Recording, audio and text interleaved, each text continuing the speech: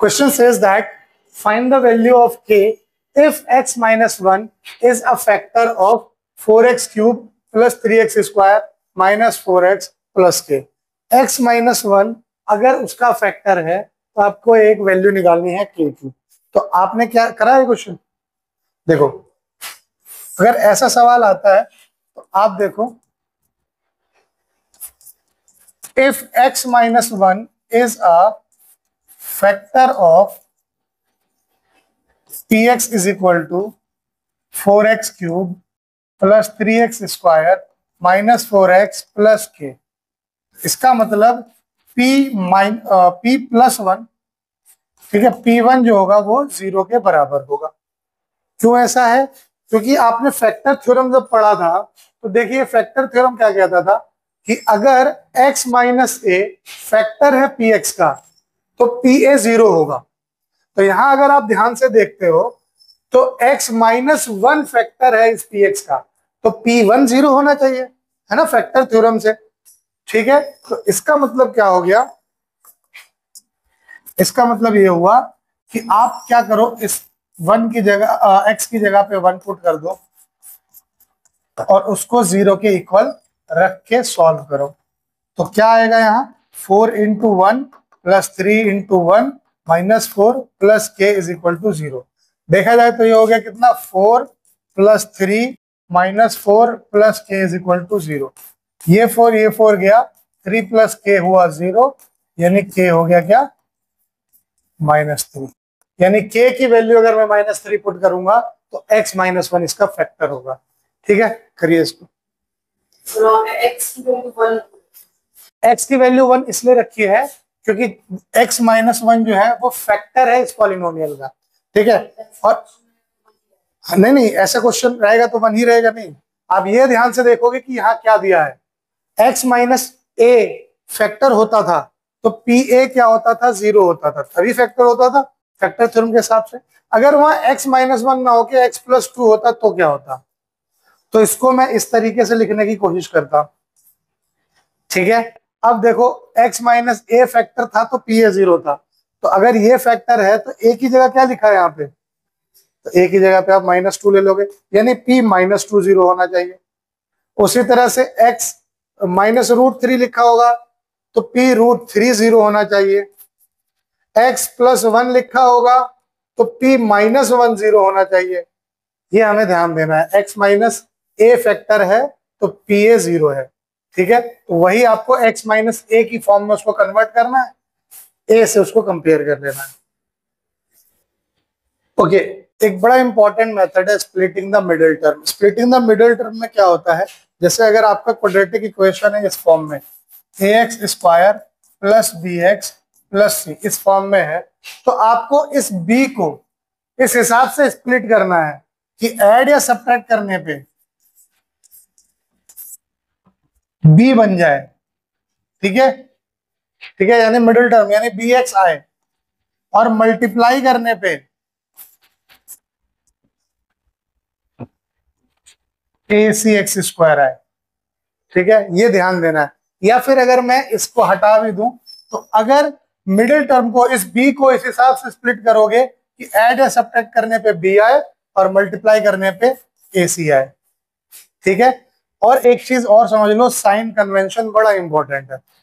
ठीक, अब एक चीज आपको यहाँ पे ये तो समझ में आई कि ऐड या सब्ट्रैक्ट करूंगा तो मिडिल टर्म आ जाएगा, मल्टीप्लाई करूंगा तो इन दोनों टर्म का प्रोडक्ट आएगा। ठीक, दूसरी चीज क्या समझनी है, साइन कन्वेंशन क्या कहता है, अगर AC पॉजिटिव आ रहा है तो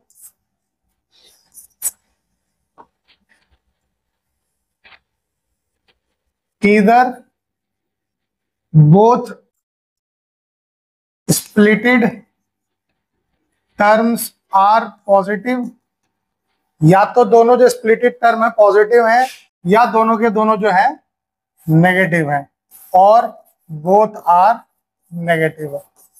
तभी ऐसा हो सकता है, दोनों नंबर या तो पॉजिटिव हो या दोनों नेगेटिव हो, तभी उनका प्रोडक्ट पॉजिटिव आता है।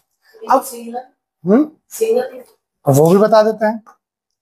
अब अगर AC नेगेटिव है, ठीक है, तो AC नेगेटिव है तो इसका मतलब या तो either of them will be negative, उनमें से कोई एक नेगेटिव होगा, मिडिल टर्म में से कोई एक नेगेटिव होगा। कौन सा नेगेटिव होगा, ये किस पे डिपेंड करता है, वो इस पे डिपेंड करता है। If middle term is negative, अगर बीच वाला टर्म नेगेटिव है, then the largest number will be negative, between them will B,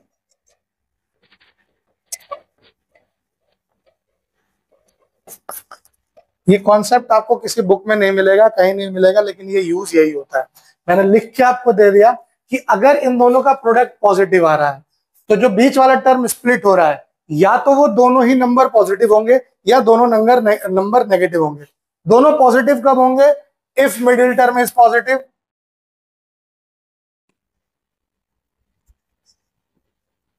और दोनों नेगेटिव कब होंगे, जब मिडिल टर्म नेगेटिव होगा। ठीक है, आपको दिखेंगे सब। ठीक है, अब वो कह रहा है कि अच्छा अगर प्रोडक्ट नेगेटिव हो जाए तब, अगर प्रोडक्ट नेगेटिव हो जाए तो मिडिल टर्म इस हिसाब से स्प्लिट होगा कि उसमें से एक पॉजिटिव होगा और एक नेगेटिव होगा। अब आप ये बताओगे कि पॉजिटिव कौन सा होगा और नेगेटिव कौन सा होगा, वो आपको देखना है मिडिल टर्म को। अगर बीच वाला टर्म प्लस में है तो जो बड़ा नंबर होगा वो पॉजिटिव होगा, छोटा वाला नेगेटिव होगा। और अगर मिडिल टर्म नेगेटिव में है, माइनस में है, तो जो बड़ा वाला नंबर होगा वो नेगेटिव हो जाएगा और छोटा वाला पॉजिटिव हो जाएगा। ये मेथड है आपको करने का। एक ट्रिक इसमें और आप ये यूज कर सकते हो, जब भी आप मिडिल टर्म स्प्लिट करो और आपको ना समझ में आ रहा हो, तुरंत तुरंत क्लिक ना कर रहा हो, तो आप क्या करना, पहले और आखिरी जो नंबर है उनको प्रोडक्ट करके उसको प्राइम फैक्टराइजेशन मेथड करते थे, प्राइम फैक्टर्स निकालना। अब आपके पास कुछ फैक्टर्स आ जाएंगे, उनमें रिलेट करने लग जाना, देखना वहां से दो ऐसे जोड़े बन जाएंगे जिनको तोड़ूं, ऐड या सब्ट्रैक्ट करूं तो बीच वाला बन जाए, और मल्टीप्लाई करने पे तो इनका प्रोडक्ट बनेगा ही, क्योंकि उसी का फैक्टर आपने निकाला था। ठीक, अब इसको यूज करके हम करते हैं इस क्वेश्चन को solve. Factorise 6x² plus 17x plus 5 by splitting the middle term and by using the factor theorem. पहले मिडिल टर्म को यूज करके करो, फिर फैक्टर थ्योरम से, बाय स्प्लिटिंग मेथड।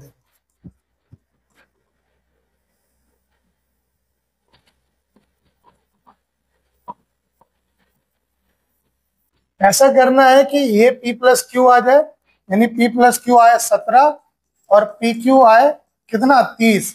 तो 30 के अगर फैक्टर्स में देखूं तो क्या क्या होता है जी, 2 और 15 होता है, 3 और 10 होता है ना, और 5 और 6 होता है, और 1 और 30 होता है, और भी होते हैं। ठीक है, लेकिन यहाँ अगर देखो तो 17 सिर्फ और सिर्फ इस केस में बन रहा है ना। तो इसका मतलब आप इस px को 6x² प्लस 17x प्लस 5 को आप ऐसे भी लिख सकते हो, 6x² plus 2x plus 15x plus 5 लिख सकते हो। अब दो दो का पेयर बनाओ, इन दोनों टर्म में क्या 2x कॉमन नहीं आ रहा, तो यहां से बच जाएगा 3x और यहां से बच जाएगा +1। इन दोनों टर्म में +5 कॉमन आ रहा है, 3x + 1। अब देखो एक टर्म ये हो गया और एक टर्म ये हो गया, तो यहां से देखो तो 3x + 1 कॉमन आ रहा है, तो बच क्या गया 2x + 5। ठीक है, ये हो गया factorisation method using middle term splitting. ठीक है, अब कह रहा है फैक्टर थ्योरम से भी बताइए, है ना, फैक्टर थ्योरम से बताइए। तो फैक्टर थ्योरम हमारी लगती थी किस पे, x स्क्वायर होता, ठीक है, प्लस a + bx, या फिर यूं लिख लो इसको, sum of zeros, sum x plus product, ऐसे होता है। ठीक है, यहां पे लगता है माइनस, फैक्टर थ्योरम लगता है x² minus alpha plus beta x plus alpha beta पे, इस तरीके से एक फॉर्म होती है, उस पे लगाना होता है। तो आपको सबसे पहले यहाँ पे px = दिया हुआ है 6x² प्लस 17x प्लस 5। तो इस x² के जो पास वाला कोफिशिएंट है वो हटाना होगा, तो उसको अगर मैं कॉमन लेता हूँ तो x² प्लस 17/6x प्लस 5/6 आएगा, कोई इस पर दिक्कत है। ठीक है, अब ये जो टर्म है लास्ट वाला जो कांस्टेंट टर्म होता है, इसके फैक्टर क्या कह सकते हैं, यस, क्या कॉमन ले सकते हो? 5 कहां से कॉमन? एक्स स्क्वायर के साथ जो है कोएफिशिएंट जी, क्योंकि एक्स स्क्वायर के साथ मुझे 1 बनाना होगा।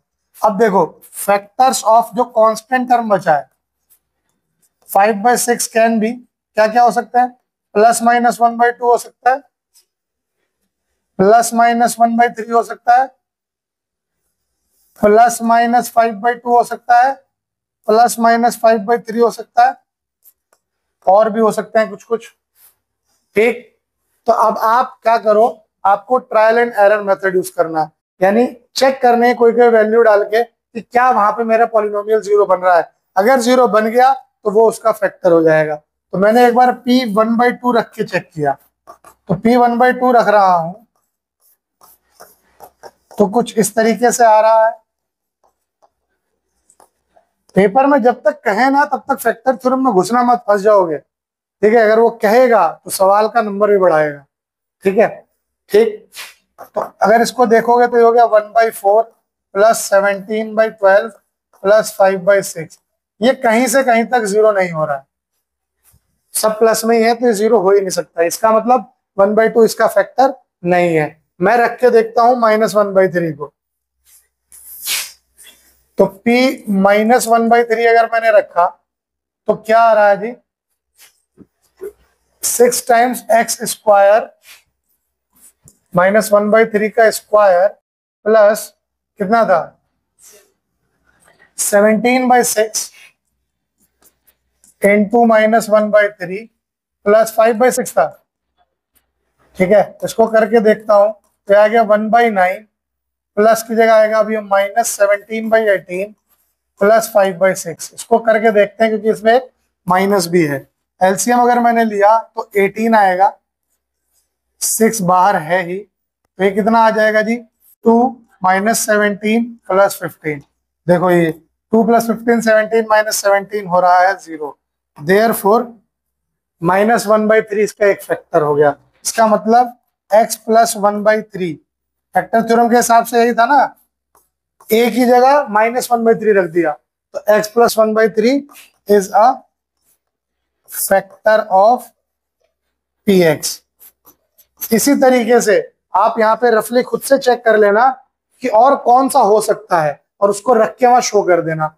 जैसे अगर मैं क्या रखूं, -5/3 अगर रख के देखता हूं तो आएगा 25/9 -85, और इसको एक बार रख के देखते हैं -5/2 को रख के देखते हैं और -5/3 को रख के देखेंगे। तो p -5/2 अगर मैं रखता हूं तो 6 टाइम -5/2 का square plus 17/6 into -5/2 plus plus 5/6। तो ये हो गया 6 टाइम्स, ये कितना आया 25/4 -85/12 प्लस 5/6।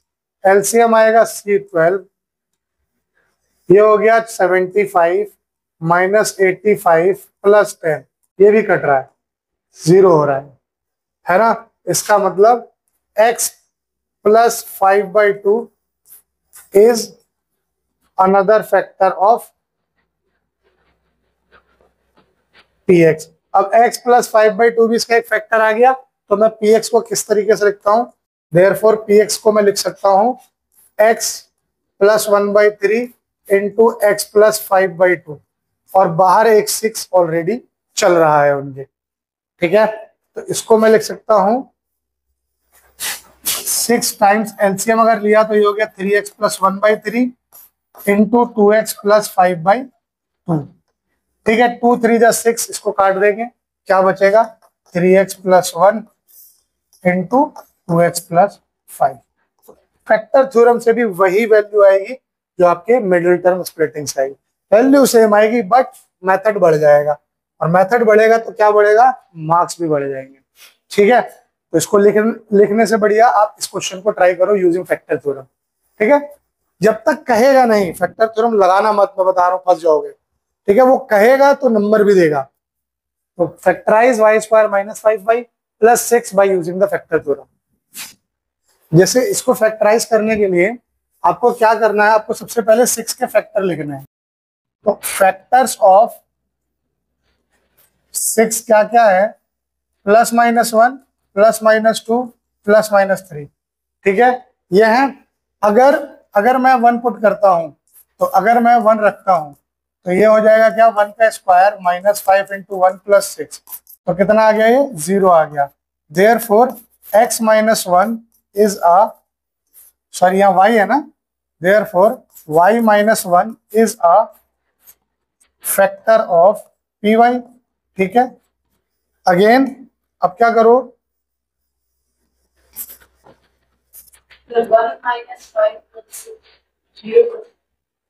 अच्छा हाँ ये 0 ही नहीं आएगा, गड़बड़ हो गया। 1 रखा तो हमारे पास क्या आया, यस, P1 = 1 स्क्वायर -5 × 1 + 6, ये आ रहा है 7 - 5 यानी 2। ये 0 नहीं हो रहा तो ये नहीं होगा। ठीक है, आप 2 रख के देख लो।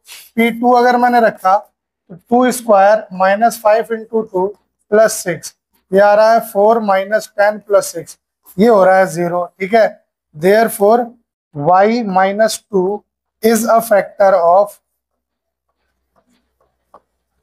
py। py का एक फैक्टर क्या हो गया, y - 2। अगेन आप अब रख के देखो, p3 रख के देखो तो होगा वो 3 का स्क्वायर -5 × 3 + 6, ये हो गया 9 - 15 + 6, ये हो गया 0। Therefore y - 3 is another factor of py। ठीक है, py का एक और फैक्टर आ गया। देयरफॉर py को मैं कैसे लिख सकता हूँ, y - 2 × y - 3 लिख सकता हूँ, यस और नो। तो हमारा ये आंसर हो गया। फिर तो इस तरीके से लिखो, इम्प्लाइज एट और इक्वल टू का ये रोल है। ठीक, चलिए आगे देखते हैं। Factorise x³ -23x² + 142x - 120। तो आपको ये फैक्टराइज करना है, तो सबसे पहले तो आपको फैक्टर थ्योरम से इसका एक फैक्टर निकालना होगा, फिर उसमें एक क्वाड्रेटिक आएगा, उस क्वाड्रेटिक से अगर आप चाहो तो फैक्टर थ्योरम से निकालो, चाहे मिडिल टर्म स्प्लिटिंग से निकालो, वो करना होता है। तो मैं इस वाले क्वेश्चन को बता देता हूं तुम्हें, दूसरा क्वेश्चन तुम्हें दूंगा करने के लिए। तो यहां अगर ध्यान से देखो, हियर फैक्टर्स ऑफ 120 आर क्या क्या है जी, +-1, +-2, +-3, +-4, +-5, +-6, +-10। ठीक है, +-15, +-20, +-30, +-6, यह है। ठीक है, अगर मैं P1 रख के चेक करूं तो 1³ -23 × 1 का स्क्वायर +142 × 1 -120, ये हो गया 1 - 23 + 142 - 120। ये दोनों प्लस में है, ऐड होके हो गया 143, ये दोनों माइनस में है, ऐड होके हो गया -143, आ गया 0। Therefore x - 1 is a factor of px। अब px का x - 1 एक फैक्टर हो गया। तो अगर x - 1 इसका फैक्टर है तो इसका मतलब x - 1 जो होगा वो इस px को कंप्लीटली डिवाइड करेगा। तो मैं डिवीजन एल्गोरिथम से इसको डिवाइड करके देख ही लेता हूं। x³ -23x² + 142x - 120। ठीक है, अब आपको वेरिएबल वेरिएबल ध्यान देना है। x को x³ बनाना है तो किससे मल्टीप्लाई करूं, x² से मल्टीप्लाई करूंगा, तो ये हो गया x³। ठीक है, -1 × x² हो गया -x²। साइन जो होता है ना वो चेंज करते हैं, ये प्लस है ये माइनस है, ये माइनस हो जाएगा और ये प्लस हो जाएगा, तो ये कट गया, ये हो गया -22x² + 142x as it is -120। अब -22x² बनाना है तो -22x से मल्टीप्लाई कर देता हूं। ठीक है, तो ये हो गया माइनस, ये हो गया प्लस, ये भी कट गया और ये बच गया 120x माइनस 120। अब 120x बनाना है तो 120 से मल्टीप्लाई कर देता हूं, तो 120x माइनस 120, ये हो गया प्लस माइनस, कट गया, जीरो आया, कंप्लीटली डिवाइड हो गया। देयरफॉर अब मैं px को क्या x minus 1 into x square minus 22x plus 120 नहीं लिख सकता? लिख सकता हूं। अब आपकी मर्जी है, इस 120 के फैक्टर्स निकाल के फिर से फैक्टर थ्योरम से करो या मेरे तरीके से मिडिल टर्म स्प्लिटिंग मेथड से करो। मिडिल टर्म स्प्लिटिंग मेथड में क्या फायदा हो जाएगा, देखो ध्यान से, अगर मैं यहाँ पे अगले स्टेप पे आऊं तो px जो मेरा बना था x minus 1 into x square minus 22x plus 120 ही तो बना है ना, यही बना x minus 1 into x square minus 22x plus 120। तो मैं इसको लिख सकता हूं px is equal to x minus 1 x square minus 10x minus 12x plus 120। देखो इसका प्रोडक्ट प्लस में आ रहा है, तो यानी दोनों नंबर या तो पॉजिटिव होंगे या नेगेटिव होंगे। अब पॉजिटिव या नेगेटिव किस पर डिपेंड करता है? मिडिल पे। मिडिल टर्म नेगेटिव है तो नेगेटिव आनी चाहिए, तो माइनस 10 और माइनस 12। ठीक, तो इसको मैं ऐसे लिख सकता हूं, अगर मैंने यहां से x कॉमन लिया तो बचा x माइनस 10, यहां से माइनस 12 कॉमन लिया तो बचा x माइनस 10। माइनस मैंने कॉमन ले लिया ना, इसलिए यहां माइनस बच गया। ठीक है, अगर मैंने इसमें से कॉमन लिया तो माइनस 10, x माइनस 10 बच गया क्या? x minus 12। तो इसको अगर मैं लिखूं x minus 1 into x minus 10 into x minus 12 is the required answer. कोई डाउट इसमें?